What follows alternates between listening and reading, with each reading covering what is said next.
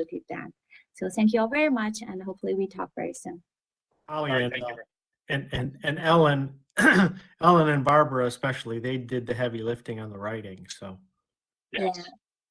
Holly did the first draft, so but Ellen is our real workhorse here. So thank you, Ellen. Yeah, it's a team effort. You made my work easy. Thank you. Very good.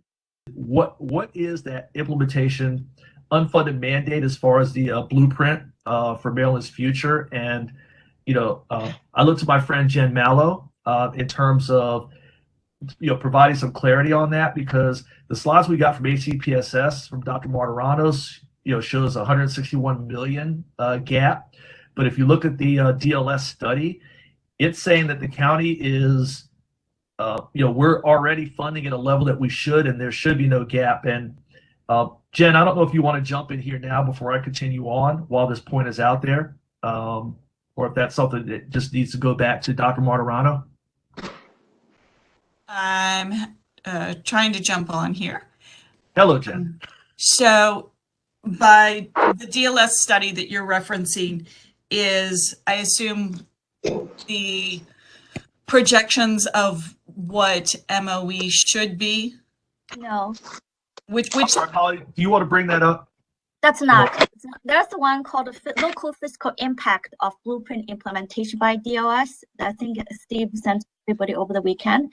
And DOS, just like a school system, again, I think both the state and I think our school system are doing preliminary projection at this point. But on DOS own analysis, there are 3 different groups of counties. There are some school system there are projected to need more local funding beyond the historical trend. Some actually need very limited adjustment, and then some, including Howard County, based on DLS trend analysis, if we provide historical level of funding, which is close to like 14-15 million increase a year, they believe with different implementation, you don't need more, because they believe what the state funding increase based on blueprint is sufficient to cover the new implementation costs incurred by blueprint.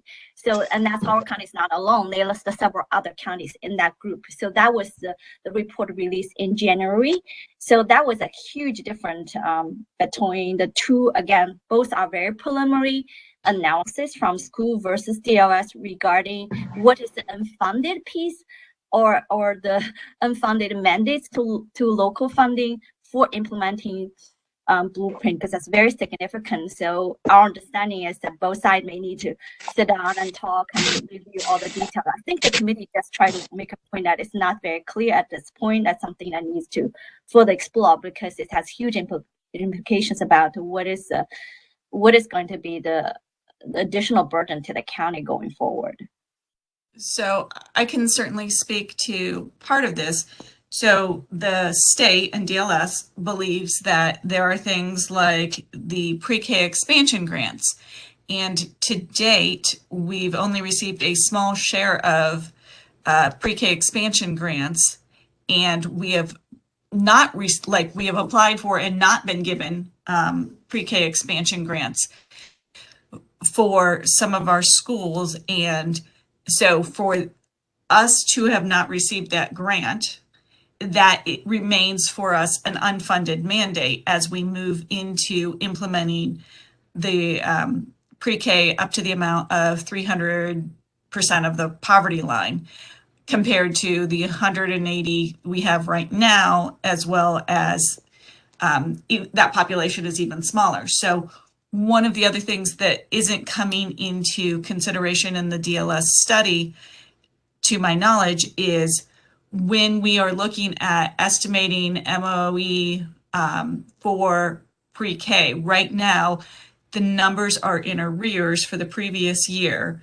So they're only counting the number of students enrolled in full day pre-K right now, which is only at 15 of our schools, where when we're looking at the number of students that we actually have to serve to convert from half day to pre-K, that's another 25 plus classrooms. I believe it's 28 to be exact.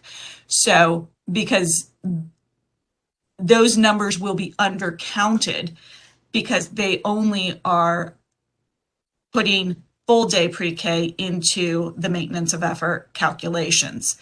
As well, the school system, because the county already funds us at levels above MOE,